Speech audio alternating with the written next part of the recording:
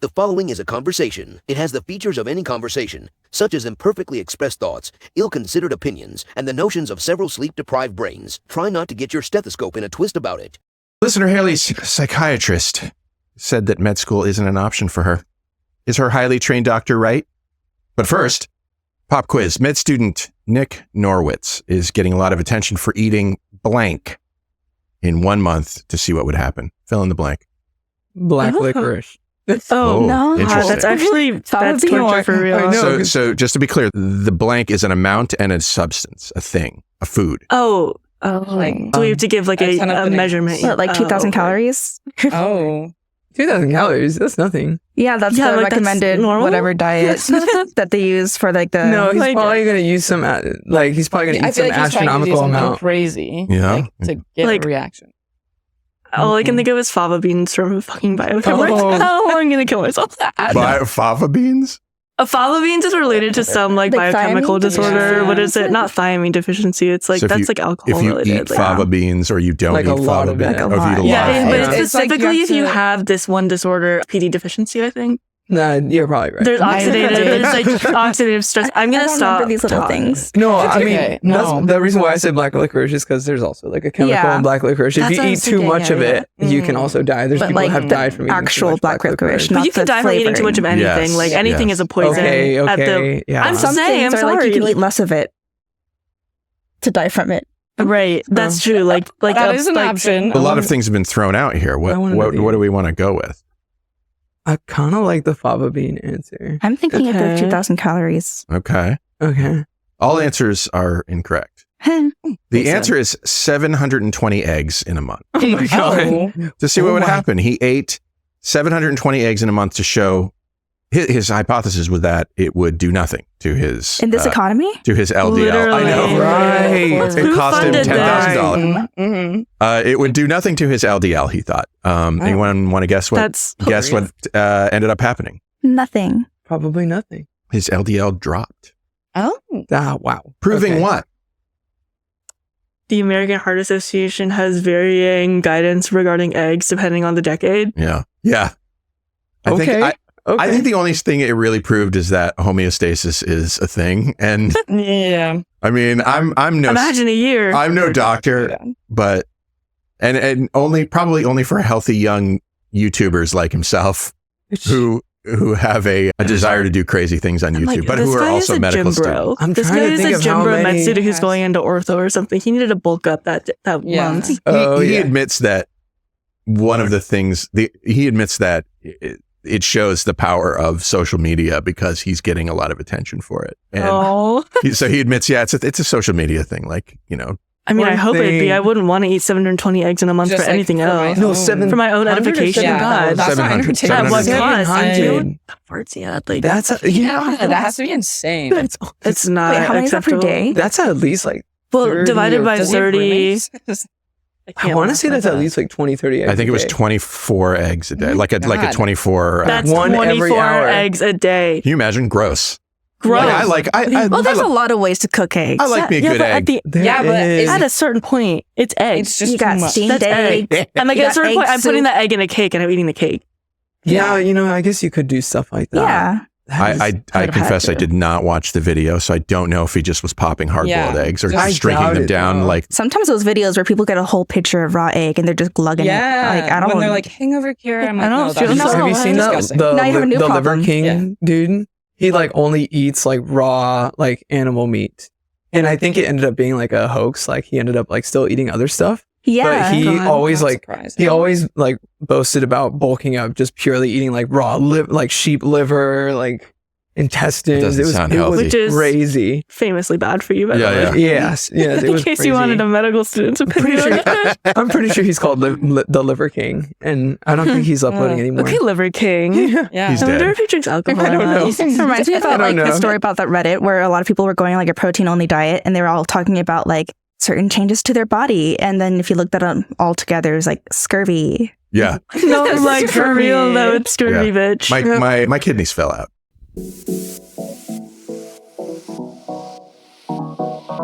Meandering in the margins of medicine, it's the Short Coat Podcast.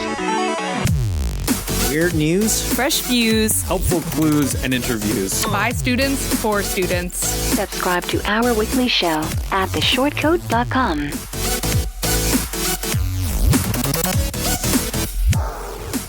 Welcome back to the Short Coat Podcast, the show that gives you an inside look at medical school from the students drinking from that fire hose. It is a production of the University of Iowa Carver College of Medicine. I'm Dave Etler. With me today in the SCP studio, ain't no sunshine when she's gone. It's PA2 Julie Vuong. Yes, PA2, not M2, as I remember. When she's gone, the pieces of my heart are missing her. It's M3 Shauna Liu. Hi. Oh, yeah. Oh, you need Voldemort. Hello. Yeah, there you go. Perfect. I really try not to miss her, but in the end I do. It's M1 Riley Dean. Hi. I can't breathe without him, but I have to. It's MD PhD student Sebastian Gomez. Yeah. Ooh, It's yeah. added by the flat line of voice when you say, you're missing us. Yeah. Just no emotion at all. Well, It doesn't sound anybody want to guess their, those are lyrics. Anybody want to guess their lyric? What was mine again? When she's gone, the pieces of my heart are missing her. Ugh, There's no way. I don't know. We're not culture, Dave. What about you, Julie? We don't have time to listen to music. That's like a Real. very deep cut. It's making me think about like Wind Beneath My Wings, but I know that's like it's slightly off. Oh, it's earlier than that. Oh. There's no way. Yeah, Yours is so I Bill don't- Withers, Ain't No Sunshine, 1971. Ooh. No. Who is that? You've heard it. Ain't no sunshine when she. Okay, my parents grew up in Oh, China. yeah, I That's my heard that. excuse. They did not brief me on American pop culture. It's not my fault. That's fair. Yeah, that's what I thought. That's what I That's thought. You fair. have to say it's fair, don't That's fair. you? So Okay, like thank my parents did listen to music from that era, but you. From they had a China. CD, so it was very limited. Oh. So I remember like Cherry Cherry Lady and Louie Louie Louie. There. Oh, boy. Yeah. Oh. That's so cute. I love that. Shauna, yours was an Avril Lavigne Wait, song that's from actually so. 2007 I should have gotten Should that. have known that. called When You're Gone. I love Avril. Wait, say, or after you say Riley, say mine again. Riley's, I try not to miss her, but in the end I do. That's Astrid S. and Brett Young, I Do, from 2020. I have no idea if that's a popular don't know. song. I've never heard could of not it. tell you what. Yeah, What was mine again? Yeah. I can't breathe without him, but I have to. Oh, I don't know. It's our girl Tay-Tay. Oh. Okay. Breathe from 2008. So. Okay. 2008. All those albums sucked. I'm sorry. Hey, Damn. you To didn't me get us personally, as one single Do not- viewer. I'm not. You're insulting Dave's choice of lyrics here. Can I still go? I want to remind you, Shortcoats, that we are always excited to offer you advice about medical school from getting into graduating and to take suggestions about other topics we can bring you. In fact, listener Haley visited theshortcoat.com/tell us and gave us a great topic for today's show. She's thinking ahead about applying to medical school, but she's been given some advice about her mental health diagnosis. Take it away, Haley. I am considering medical school, but I have bipolar disorder. I've been told by a psychiatrist that medical school probably isn't an option for someone with bipolar disorder, but I've heard you talk about PTSD on the podcast, and I would like to know if you think medical school is possible with a serious mental health disorder. If so, should I bring it up in my personal statement interviews? How transparent should I be? And is there a stigma around mental health at the University of Iowa? Thank you. Man, I love this question. Love this question. I did print out some statistics Ooh, that you could look at if you like, and sort of pick out things that might be interesting to you personally. I did see there that, so this is from a study that looked at data from med schools' disability offices and the proportion of students who disclose psychological disabilities. And I apologize, Julie, this is only MD students. That's okay. But 30% of students that have a disability reported to their schools a psychological disability. So people with disabilities of any kind, 30% of those are psychological. Of all med students, 1.4 registered a mental health diagnosis with their schools, which that is seems very low to me. Significantly deflated. It's Yeah. There's a lot of underreporting. Like it's incredible. Absolutely. Yeah. And underdiagnosis, notably. Yeah. The most common mental health diagnosis is anxiety disorder, about 17%, and germane to Haley's question, 1.6% disclosed bipolar. That's about 0.08% of medical students overall. So that's just a little context. Anything else jump out at you that you want to talk about with those stats? I can't even think of a classmate right now who's going through the beginning stages of a diagnosis of bipolar 2, and she's in her almost 4th year. But she's had that the entire time she's in medical school. Yeah, it's not like it just came. Yeah. So like, if anyone had a reaction to these numbers, just know like these are just the official reporting. Right. Yeah. These are just people who have stated and like actually these are the people that know they have anything. Yeah. A lot of people don't know they have a mental illness I didn't get diagnosed till I came here. Exactly. Right. Yeah. Anyways, I think another thing, sorry, Dave, another thing to talk about too is I think when people join medical school, they have all of a sudden access to their own personal health care that's offered by the university. And so I think a lot of people, especially they come from like backgrounds that may not emphasize mental health that much. They wait until they get into medical school to actually take action, which is not their fault. Okay. So I'm actually curious to find out like if this reporting is just entering medical students, like the timing, because I feel like I didn't think to check. That's okay, that. But I feel like a lot of entering med students are probably for the first time actually trying to take their mental health seriously, and then or the environment of med school brings out something that they were coping with better. Like high stress. That was me. I was diagnosed. Like I probably did have depression and anxiety before medical school. In fact, when I look back, I did, but I wasn't diagnosed with either until I think a year in, and I actually needed medications for them. So like, I think that's a really common story. Do we want to, but I mean, you don't have to, but do we want to officially sort of share diagnoses at this point? I'm okay with it. Yeah. I think that's fine. Okay.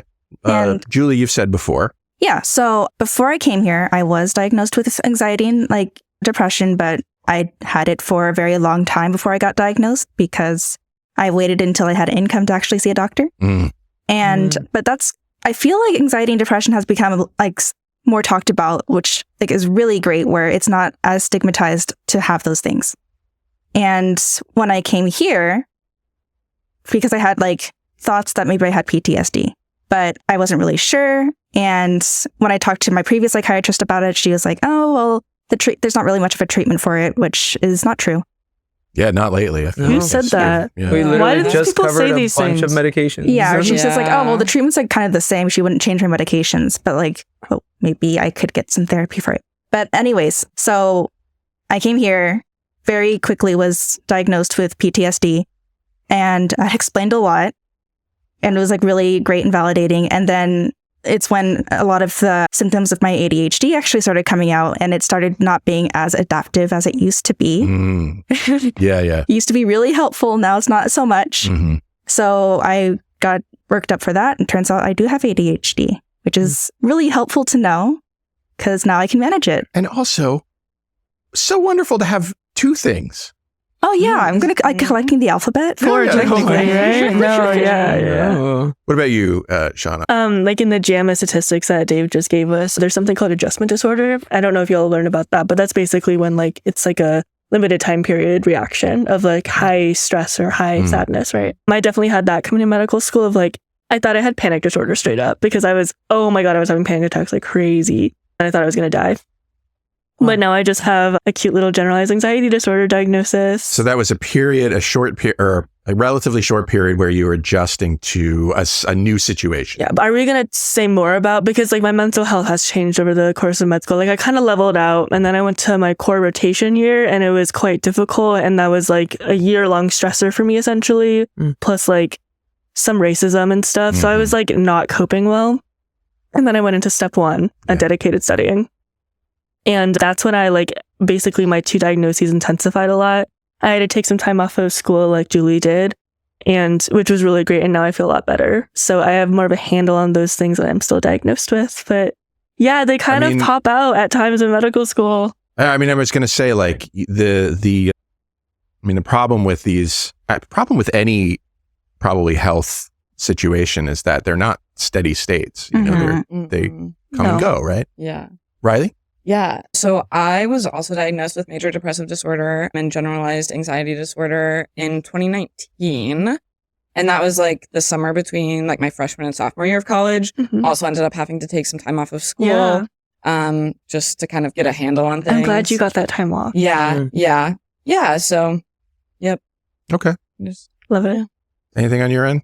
Yes. So kind of similar situation as I think what I was just saying, that I think leading up to medical school, not that everything before is not challenging, because it is challenging, but I think when you get into medical school, it can bring out a lot of like It's a hidden whole things. nother level. It is a whole nother level, and beyond like just being on your own and stuff like that, it's just very different. So I have ADHD. I would say more on like the milder side, as I don't know if you guys can see, but I've been fidgeting this entire time. Speaking of which, fidget toys. Yeah. Enjoy. Oh no, I my love God, just yeah. rocking my legs, and yeah, Grab one if you like. I bought them for you. Yeah, sure, why not? Sure, why not? Wow. Yeah, thanks. All I have for now. Okay. That's all I have for now. For now. Hopefully, now. someday in the future, you can acquire more. Yeah, and just to show that I am willing to do things that you are willing to do, I also have anxiety disorder. The reason I'm glad you guys are willing to be open about it is because I want Haley to know that people do this. We out here. Yeah. Yeah. So I feel like we can say, and I mean, none of us have, so I don't know a lot about the subjective experience of bipolar, and we don't know if Haley has bipolar 1 or 2, which kind of makes a difference. We don't know if Haley is in a situation where her symptoms are well managed, but let's, I guess for now, assume that those things are true. Mm-hmm. Does that seem like a reasonable approach to you? I think, that I does. feel like if she's talking about it, she may be already trying to manage it. Yeah, I mean, she's definitely seeing someone. Yeah. For someone with bipolar disorder, is medical school an option? Yes. Yeah. It super is. Yeah. It absolutely. I mean, so personally, I went through something very similar with my psychiatrist.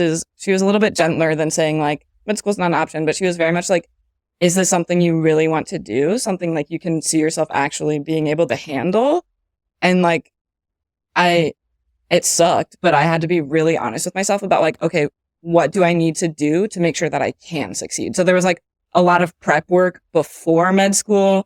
Like I took a 1.5 gap year, like to work, but also I really focused on like being comfortable with my psychiatrist, making sure my meds are stable, like really expanding my social support network, that type of stuff. So as much as I hated hearing that, I at least had a great psychiatrist who was like, if you want this, we will work together to get there type of thing. But love that. Yeah. It was tough, but it was very much like necessary. And I feel like it set me up a lot better for medical school coming in. Yeah. I love that. I'm glad that they did that for you. What a good psychiatrist. I know. I love her. I love her too. Yeah, she's really supportive. Yeah. Yeah, that's the realistic thing is like, I don't think you shouldn't tell most people with like any diagnosis, like, oh, you can't do medical school, but medical school is hard for anyone without any diagnoses at all, regardless. So like, we need to be realistic about the struggles. I have a friend who's currently in the process of getting diagnosed with bipolar. And she's great. She's an M4, she's doing well, but she's certainly struggled more than I would say the average med student. And that's like something to be honest about. She was not diagnosed and like was basically cycling through hypomania and depression without us realizing, unfortunately, because like that is something that med students kind of do sometimes, but not really that, but like cycling through ups and downs. Yeah. So it's not like, but she's fine. Crazy to think that, oh, somebody's just not having a good day kind of. Yeah. I mean, like with her, I think like a couple years in, we started realizing like, because it's hypomania, it can be a little bit harder to gauge, and she's such a high achieving person that like in those more energetic periods, we were like, oh, she's just like, she's doing really great. She's achieving so much. I mean, I think that's the thing with med students too, is we're all high achieving. So like, despite our mental illnesses, we are very functional. So like, even in the throes of depression, I was like getting A's and like studying and this and that, but I wanted to kill myself. But it kind of sucked. Yeah. So for med students specifically, I think it can be very hard to see it on the outside, but it's there on the inside. Like it's definitely there on the inside. And it's hard. People deal with it, but like, you can do it. Yeah. And I think that Riley's solution of, spending a 1.5 years developing really healthy coping mechanisms is such a great tool. If you have the resources for that, like, yes. And I would, if somebody's in medical school and is experiencing significant mental health diagnosis, I mean, ain't no reason why you shouldn't take time off if you need that to make some adjustments and to, sort of understand what it is that you're experiencing, how you can not fix it, but, basically figure it out. Yeah. And it doesn't have to be like a diagnosis. Sometimes you're just dealing with a lot of stress. So there's like no reason that if you're undergoing a lot of stress and you don't know what to do, you're feeling like at the end of your rope, to go to the counseling center and talk to them about it. Yeah. And you don't have to put a label on it, but everyone experiences stress and has ways that their minds work that they're trying to learn how to work with. Yeah. I think the thing about med school that, I don't know, it seems obvious when you say it, but med school or medical education in general is a long haul, and life continues to happen while it's going on. Like, I mean, that seems very obvious, but I think it's important to realize that things will happen that suck, and so you're going to have to deal with them anyway. Yeah. I don't know if that's going to stay in. No. No. It's a nice, simple way to state the. It's like, honestly, sometimes when I'd be studying for an exam, I'd be like, "Are you freaking kidding me? Like, I have to handle like my car breaking down, and I have to study 10 lectures of things that I don't know about." And that would be like my 13th reason at the moment. But like life does keep on going, and you have to fix your car with your no money. One of the M1s just broke his collarbone. Oh, no. Yeah. I won't ask who, but that sounds terrible. But like, that's the thing that is like, for me, again, was helpful. Like, having coping mechanisms is because life does still happen in med school. Like, that it's just the way it is. The question becomes, okay, you've got this handled, but what if something else piles up on top of it? Yeah, and that's life, baby. Yeah. I mean, life is just a series of things coming up. Yeah. Oh, yeah. It's just everything just happens all the time. Yeah, for Haley, like, medical school will make your life harder. Like, that is a fact. Oh, your for life will sure. not be as easy, and you will have to find extra creative ways and like extra support from people to get through it. But that doesn't mean that your psychiatrist is right. You can do it. Yeah. Did you, in medical school, specifically dealing with your mental health diagnosis and medical school at the same time, were there times when they were interacting with each other that, I don't know, sucked or maybe even was positive? I don't know. I was diagnosed with ADHD right after the spring semester ended. And it was because at the time... so this is undergrad. What is it? Your spring semester, that because you're an M1. I'm an M2. Oh, you're an M2? Yeah. Did I say it right? It's okay. You're not an M2. I am. You're not an M2. I've been here for a year, Dave. I earned the M2 title. We all have. You just got here. You just want him to stay longer. We get it. Yeah, I know, right? Who's your favorite? Okay. Yeah. I apologize. What was I going to say? No, it's okay. Totally fine. And so throughout the spring semester, it was hard. I bombed one of the tests. And then even though I felt like I studied a lot for it, and then there was another test where I actually went out of town. So they gave me the chance to take the test alone in a room. Yeah. I never realized how helpful it was to me to literally talk out loud and walk myself through the process. Nice. And I literally just did something like that because I just went out of town again and missed another exam, got an independent room, and I aced that thing. Yeah. And then, back in the spring semester, I was like, something's wrong. Like, it's oddly consistent. And then I had to figure out a way to explain to my family, like, what was going on, because at least, I mean, I don't speak for every Hispanic family, but most Hispanic families, it's just something that is not really talked about. And that was essentially a double-edged sword because I personally find a lot of support in my family, but trying to explain that to them, they almost were perceiving it initially as an excuse and kind of like an escape instead of actually a problem. I think that's pretty. It's common. It is common, but I also get like the heightened like. There's like cultural differences that make it really hard to talk to your family about it. I totally get that. But don't worry. Now we're actually very cool and we talk about it a lot. That's so great. That was when especially in that time when I was really looking for that support, at first it was very rocky because I kind of had to put my feelings aside and instead really try and explain myself and explain the process and explain that it wasn't going to be the end of the world, because that's what they were thinking. Mm-hmm. And, there were times where I was thinking about that too, but it worked out in the end. Not everyone's experience is going to be the same. Yeah, of course. It's always just going to be like what you are dealing with individually and your environment and the people around you, what support you have. But when I was diagnosed with PTSD, I was, for one, really relieved, because I thought that I kept on gaslighting myself out of like, oh, well, maybe I'm just making it up and being dramatic this entire time for like 10 years. But at the same time, it's like, okay, well, is this going to be an issue for me? Can I still be a provider when I have like this diagnosis that like is really hard to deal with? And I'd recognize when I'm having a flashback or when I'm having some like scenario that is just like an everyday thing that kind of like takes me out for a day. Mm-hmm. And it's like making me think like, how is this going to work when I get to clinic? Or how am I going to be able to handle things when I'm in an emergency? And there's a lot of catastrophizing. Catastrophizing? That's all right. Yeah. You said it the right way. And I think at a certain point, I started feeling like sometimes when I'm feeling like there's some sort of perception someone else has that I'm worried about. Like I'm worried about how the faculty saw me, because I was thinking, I didn't know I had PTSD when I was on my interview. And now I know that I do. And I feel like I cheated them in that, like, oh, they accepted a student and that student has all these problems now. Mm-hmm. And so I was in the office of my faculty and just like wondering, like, am I going to be able to do this? Is this diagnosis too much for me?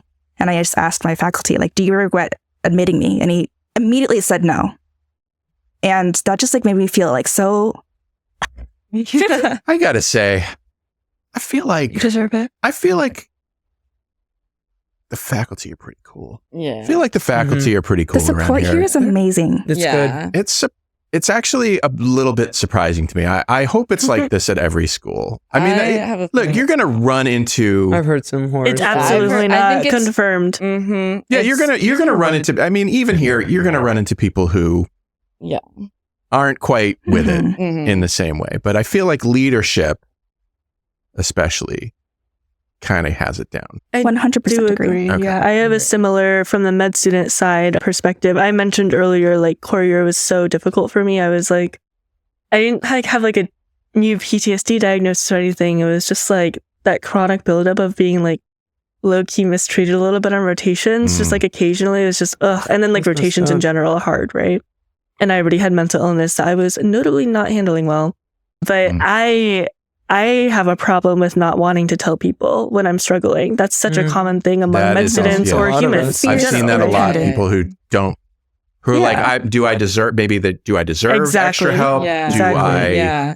Do other people want to hear my bullshit? Exactly. And those were all the thoughts. Like I would talk to people all the time and like people knew that I was like, they knew the vibes were off. Because I looked like a zombie, but I was always like, it's fine, I'm just tired. And it's actually funny because like in the spring when I moved back to Iowa City, a bunch of people were like, you look better now. And I was like, that's me. No, and then like they were being nice. Like no one was trying to be mean, but I was like, wow, I was like busted last winter, like in a very real and physical way. But what I meant to say was like, finally got off my ass with the help of my friends and family, and I asked admin for help. So I went to the counseling center.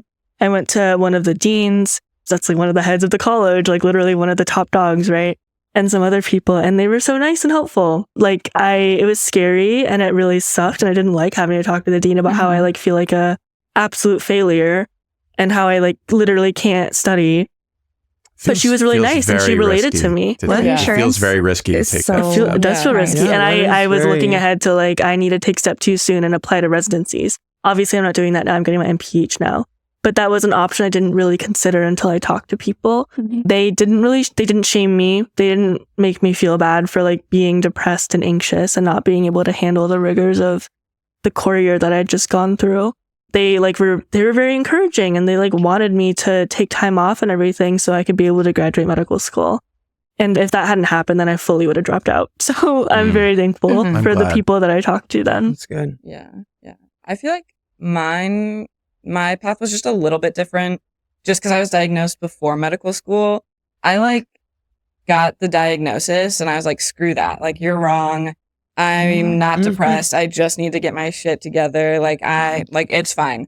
And you were what, like 18, 19, like the high achiever then? I totally get that. Yeah. And unfortunately, like, I was like, I don't need that. I'm fine.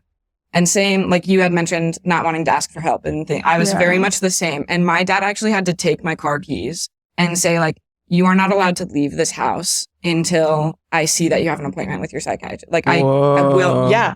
And without that, like, God knows where I would be right now. I'm really glad your dad did that. Yeah. No, my dad, like, yeah, I don't want to say he like saved my life, but he kind of saved my life. Just because like I was so down bad and just so like, I'm not going to do this. I'm not going to do anything, whatever. And yeah, so no, I think that asking for help was something that, again, like getting into medical school, I had to work on that so much of like, how do I ask for help and how do I do these things? And how it relates kind of to medicine. I worked on like as a patient care tech with a lot of patients who had like chronic diseases or alcohol withdrawal patients and just patients trying to get back on their feet. And it was like, I feel like I connected to them in a different way because we were bonding over like, how do you ask for something? Like, how do you ask for help for something that you're ashamed of admitting? Like, how do I reach out when I hate myself for this? You know, like such great points. Yeah. So that was kind of how that happened for me. And yeah, again, just a lot of work in building my social support system and like learning that it's okay to just text someone and be like, I'm having a shit day. I like don't know what to do, and being okay with doing that. Just having that support from other people can be so important because they can, push you to do the decisions that it's really hard to make for yourself. Because when you're in your head thinking about it, you have your decisions and then you're thinking, what do these mean for me? And what do these mean about me? And your self-image is kind of like on the line a little bit of like who you are as a person. Yeah, identity is a big part. But for other people, they're just seeing an issue and they're seeing a solution. And it's, and nicer they're to get usually not judging you and thinking that you're the worst person in the world. But it really does feel like that in those crisis moments. Like I really felt like I was the stupidest, worst, like most evil. Like I thought I was like an actually bad person. Yeah, it's crazy. Yeah. Shauna, I've missed you. I feel better now. Is this why I haven't seen you in a while? Yeah, I was really depressed. I was living in Des Moines depressed. It's okay. And look at me now, my bright smile. I have meds now. I mean, I think medication is better living through chemistry. I have meds and I like sleep. Well, that's actually a joke. I was gonna say I sleep regularly now, but I definitely went to bed at 4 a.m. last night. That's just med school thing. Yeah, no, Sebastian, I'm getting my master's in public health. I didn't have class today. Like I literally yesterday was my first. No, that's completely fair. Because like I did my master's in science like before coming to med school.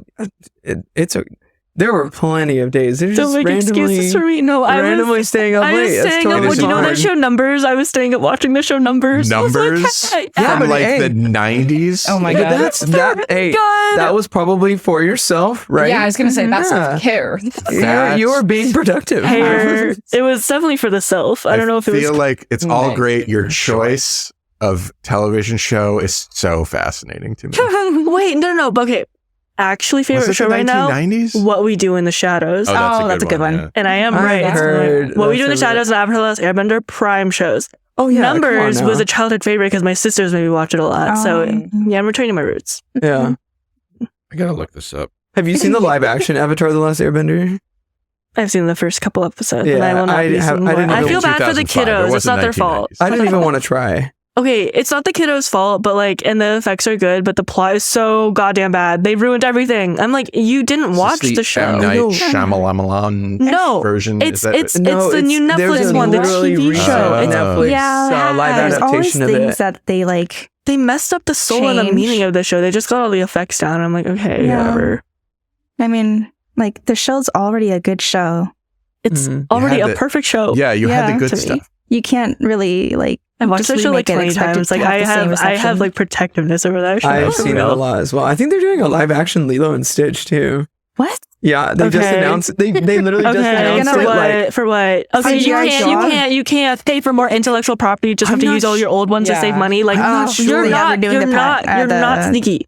Yeah. No, sorry. Anyways. But on the note of sorry.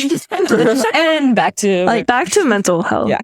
Like on the note of talking to people and being disclosing your mental health problems to somebody, sometimes there are scenarios where I've let people in and I've asked questions that I didn't want to know the answer to, because sometimes the answer is not what I was hoping to hear. Mm-hmm. Because there have been times when I've reached out to people who I thought would be there for me, or people who I was hoping ideally could support me. But, everyone is different. They weren't professionals, so they didn't have a professional duty to not judge or not have their own anxieties about my anxiety that I now had to manage. So when I mention my mental health, I like to do it with a purpose. So I mentioned mental health to the counselors and to the faculty because I was struggling with it. And if anybody can help me manage my mental health with the program, it's going to be the faculty and counselors. Sure. When I talked about, I don't remember talking about my mental health during my interviews, but the interview was more to talk about me as a person, because I think that one of the big things with having a diagnosis is not having your identity be that diagnosis. Yeah. Because it's not about I have this and therefore my diagnosis makes me do this. No, it's you have these behaviors and these way that your brain works, and it's falls under this category, but this is how you work with it, what it's done, how you interact with it. Yeah. So, So this transitions nicely into the next part that I wanted to talk about, which is, or that Haley asked about, which is, should she bring it up in personal statements and interviews? And I know some people would say, no, don't bring it up. Yeah. My advice. And that's, fair enough. There is a risk. Yes, there is a risk. It is up to you and your tolerance for risk. Mm-hmm. And you really have to, think about that. And I can't remember if we said this before the show or during the show, but one of the things I always like to say is, think about what you would learn if you bring it up and whether that would be a good thing to learn. I think it was before the show when we were talking about, would you guys want to be at a school that was not interested in you as a person with a mental health diagnosis? No, because that school is ableist. And it's just going to be harder for you. Yeah, because it means that they don't have the facilities or capacity to take care of you. Yeah. And that trickles down. If you're going to be going to an institution that doesn't care about their students' disabilities, you can imagine how any conversation about disability, whether it's mental or physical, is talked about within that institution in general. Mm-hmm. Yeah. I full on put my mental health on display in my personal statement. How did you do it? Did you share the whole the diagnosis and everything? Shared. Yeah, I said I was diagnosed. I literally said there was a point in my life where I was going to get better or I was going to be dead, and I listed just some of the terrible ways that I coped. I said this was a sincere issue for me. I did talk about how it has since affected patient relationships and how I can understand, other people with chronic mental health issues are just going I was a difficult patient. And so I said, I can understand other difficult patients. Mm-hmm. So there was that aspect of connecting it to medicine, but and you should do that. Yeah, for sure. The prompt is, why do you want to go into medicine? So you still need to answer that, but my diagnosis was a big part of that. Good. But I put it on display because I was I do not want to be at a school where they're gonna not understand, or they're just gonna think I'm being lazy, or they're just gonna think all the things people think about people who are depressed. Yeah. And also, Haley, as someone with bipolar disorder, you are uniquely situated compared to the vast majority of medical students and providers currently working to connect with patients that maybe have that diagnosis or patients who can relate. You would bring so much good and value to the world and to patients. I know they would appreciate that. And no matter how empathetic or kind we can be, we genuinely, we don't understand what it feels like to be you. Mm-hmm. So that is like, that's an important thing. And you do deserve to like bring that experience to the field of medicine if you want to. Yeah. And I do want to say there is if you don't feel entirely comfortable about making this a big part of your application, you can talk about it without revealing the diagnosis itself. Yeah. Very true. That's what I did. Be as vague as you choose. Like, yeah. As long as you're telling the story in the way that you want to tell it, and in a way that your admissions committee is going to connect with, then that's still cool. And I know, and the reason I bring this up is because I do feel like bipolar is a diagnosis that some people, even people who know better, might react negatively to. So I'm kind of contradicting myself about just be open about it. You don't want to go to a school. Well, all the things are true at the same time. That's the thing. Yeah. Like, Haley, unfortunately, that's like why the answer is so hard and why it's a good question. Is like conflicting things are equally true at the same time, unfortunately. And it's kind of more of a personal thing for you and your resources if you can get through it. Yeah. Yeah. Sorry, you were saying though, Dave. Nope, that's exactly what I think, Riley, how you were saying, think about a lot, obviously think about a lot about your personal statement and what got you interested in medicine. And if it's truly something that is the reason like why you wanted to get into medicine, and that is a population you maybe want to serve, or that did give you a different kind of perspective in treating all kinds of diseases, I don't see the wrong in talking about that, because it's who you are and isn't a personal statement all about who you are. Yeah, and the kind of doctor you want to be. Yeah. So I think that's the best answer. Yeah. Little bit of insider information about how admissions works here, which might be helpful to you, Haley, since you sort of expressed an interest in Iowa specifically. The admissions staff and the admissions committee are separate. There is a firewall between them, which means that you can ask the admissions staff questions that you might not want to ask the admissions committee. Obviously, you're not going to ask the admissions committee, but you can disclose to the admissions staff information that you wouldn't want to disclose to the admissions committee. Chief among those things would be, I want to talk about the support systems that you have in place at your college for people with mental health diagnoses. Yeah.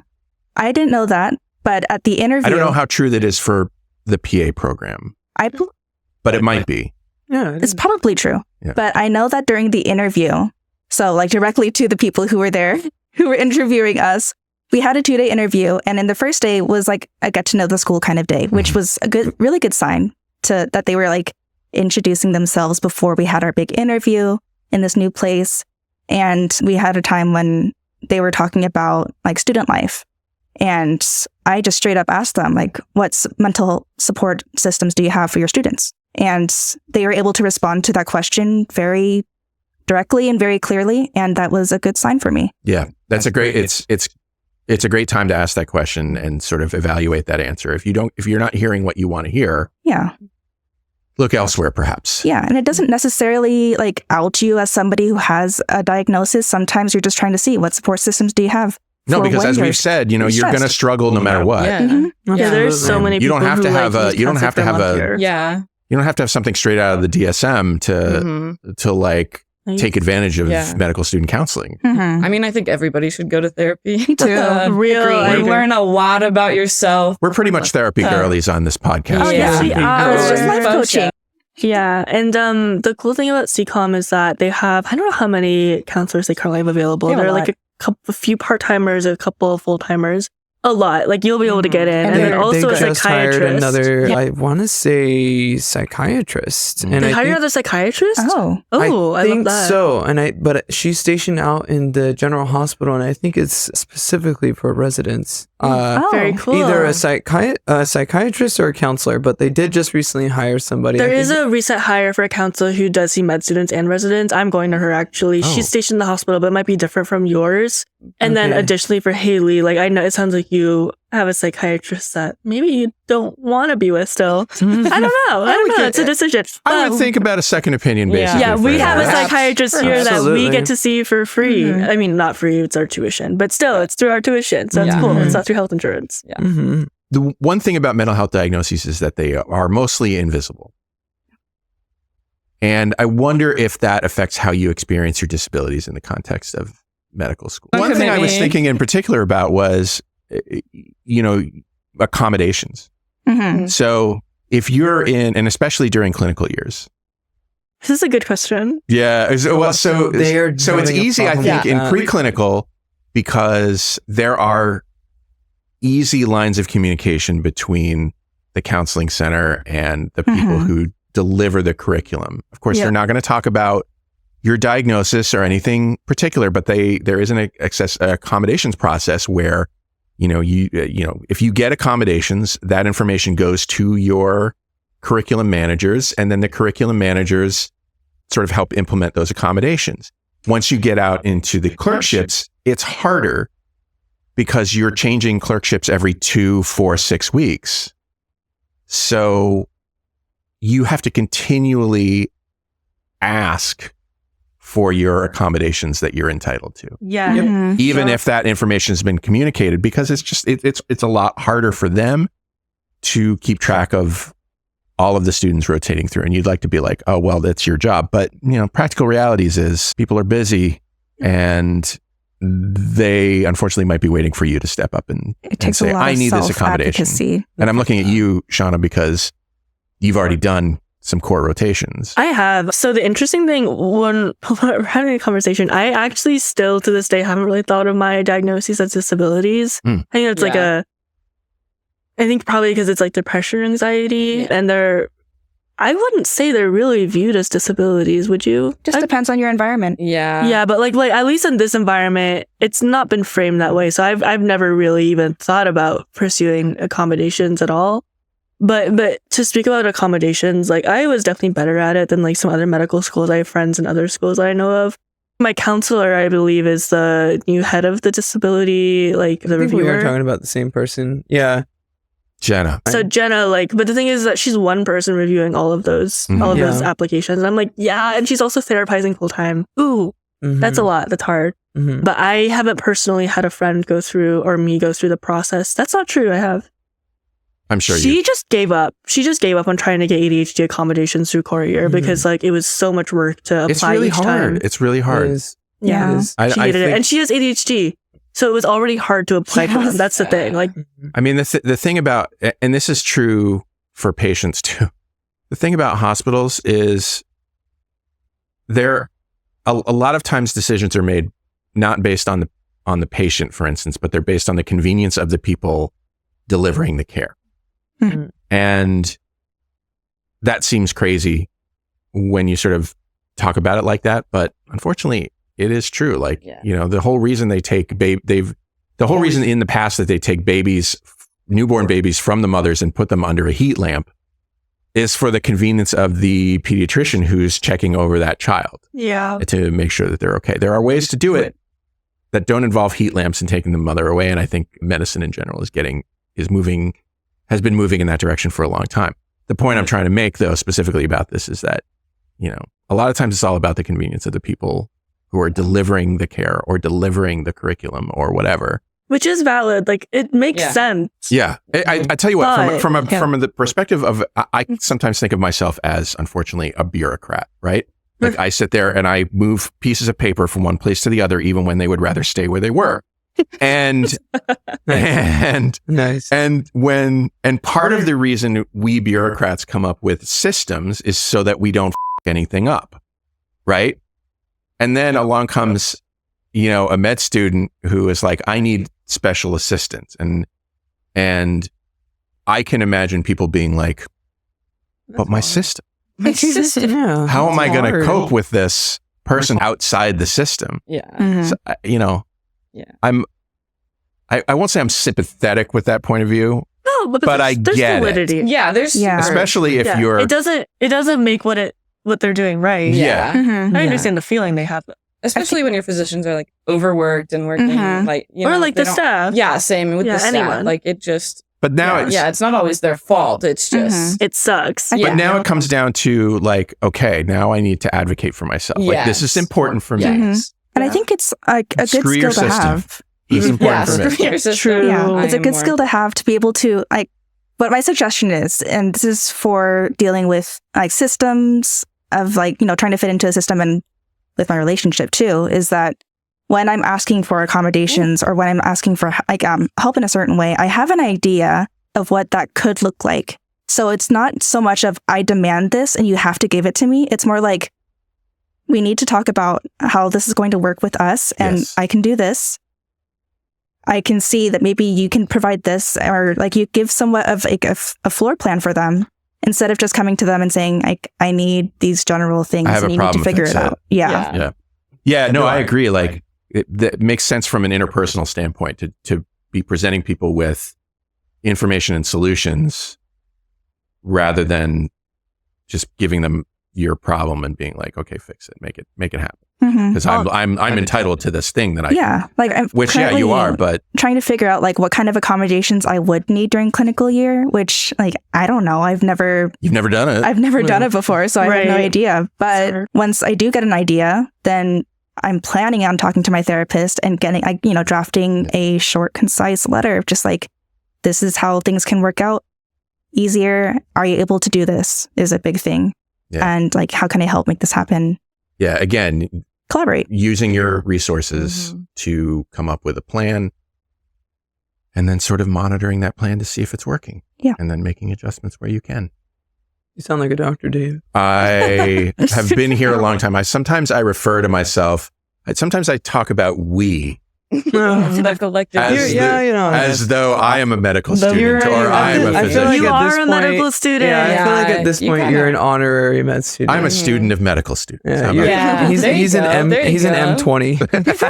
Bitch. M22, I believe at this point. M22. Oh my Too god. funny.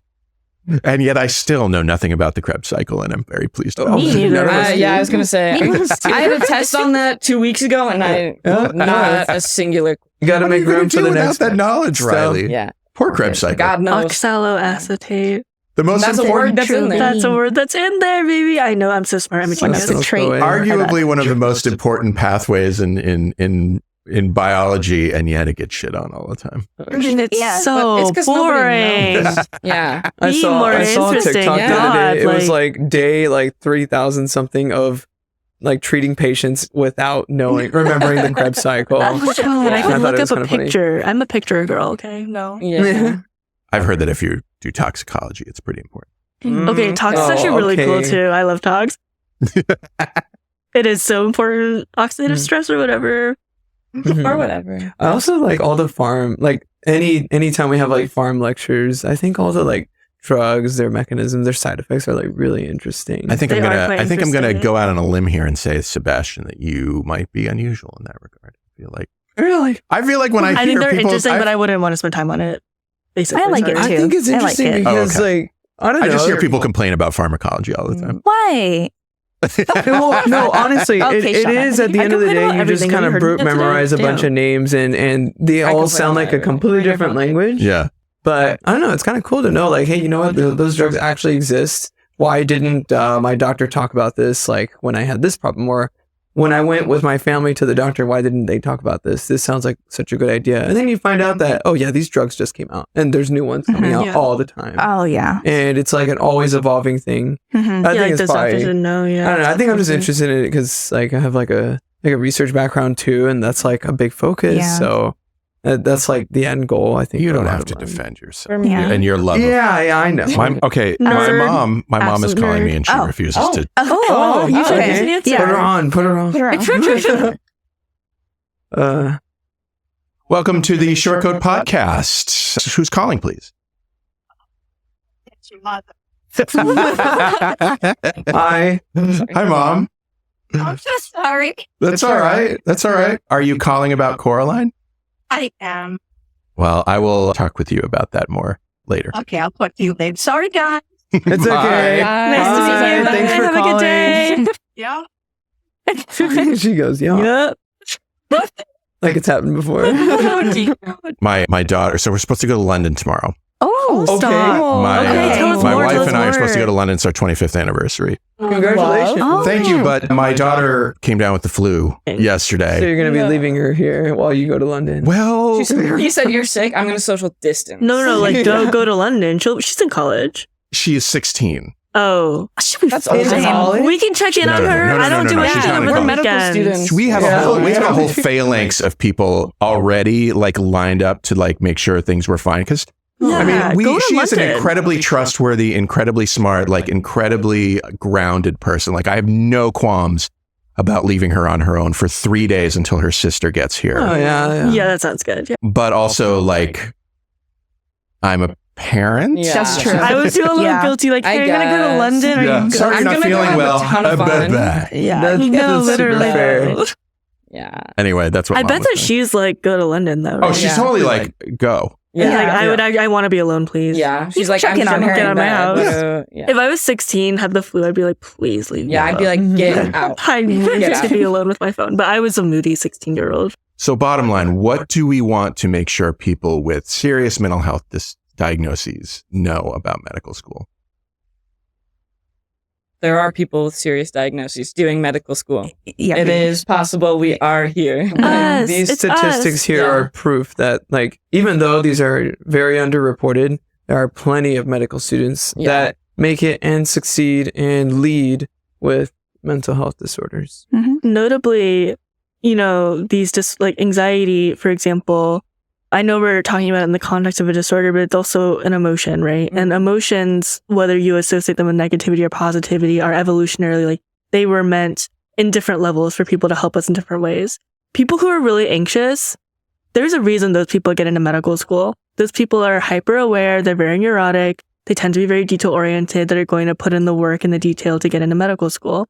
And then they get in, they have the anxiety. Like some of these qualities that you may have that are related to your mental illness are actually like adaptive to medical school. And like, I just like, that's another perspective to think of. Well, you know like what I mean? ADHD. Exactly. I feel like very it's adaptive. a perfect example of something that could be a problem and it could also help you. At Do you know times how it's many ED helpful. providers have ADHD and that's the reason they're good at it? Yeah. Oh my God. Almost all of That's them. like a whole, God, that's like a yes. stereotype for them. Yeah, and it's true as fuck. Oh my God. There's I love them. The ED was amazing. Like, I no shade. They're amazing. They're so good. Yeah. There's one ED professor that gave us lectures. I'm not going to say his name, but like, oh my God, every time that he would talk or you would talk to him, he's not looking at you. So I Just pointing think him it like, was I see you. funny. So funny. But he was still listening to your conversation. And he was just, I think just most ED doctors are just, mind is in like 10 different places.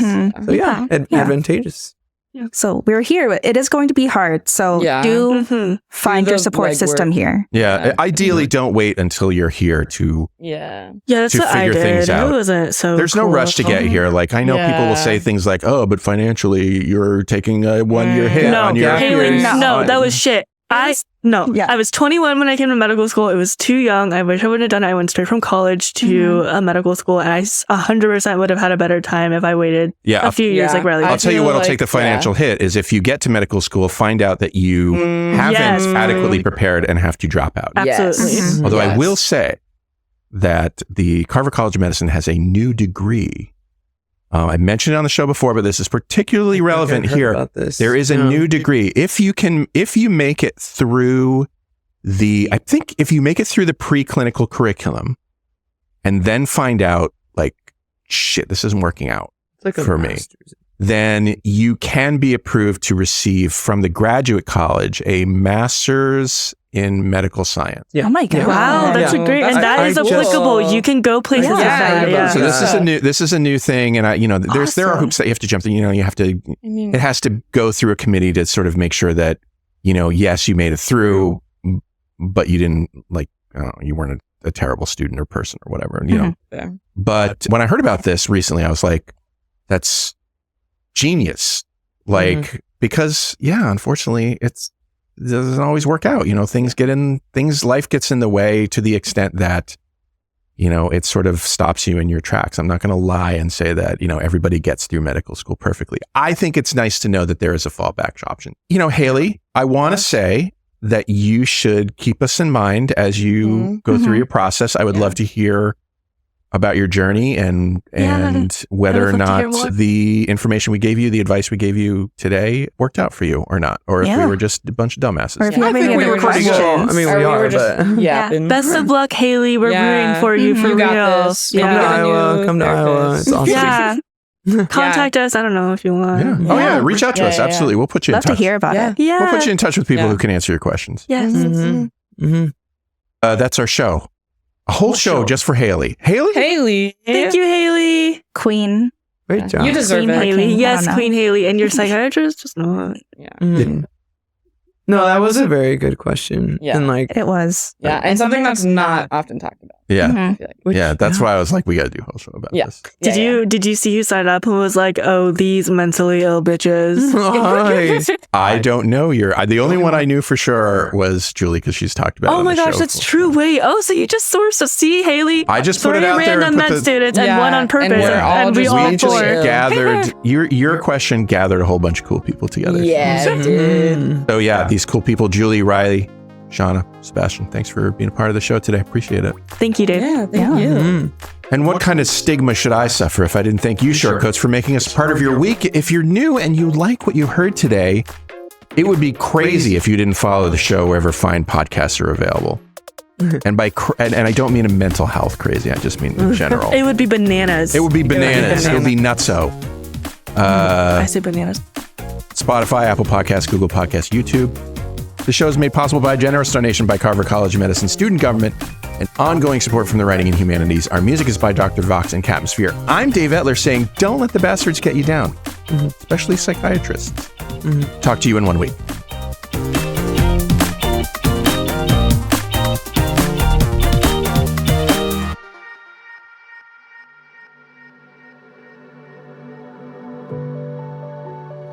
Hi, Shortcoats. Look, life in medical education, life in America, life in the world is often difficult. And I often wish I could help. All I have is this podcast, but in my wildest dreams, you have the support you need to lead a life of your choosing.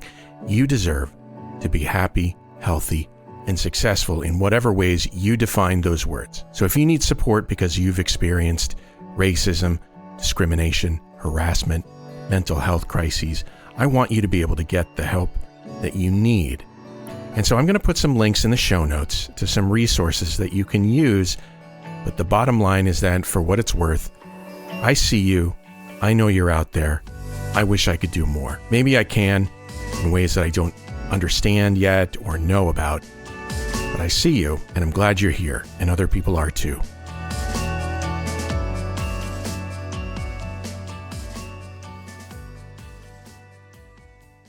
This Shortcode podcast is a proud member of the MedEd Media Network. Inspiration, information, and guidance on your journey to medical school and beyond at mededmedia.com.